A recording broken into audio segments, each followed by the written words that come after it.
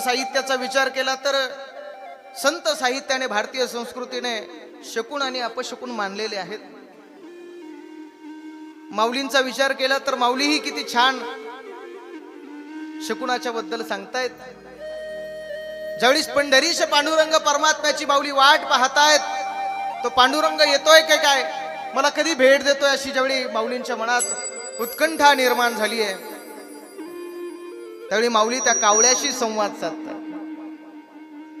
पहिलं तो गे काबू कोकता है,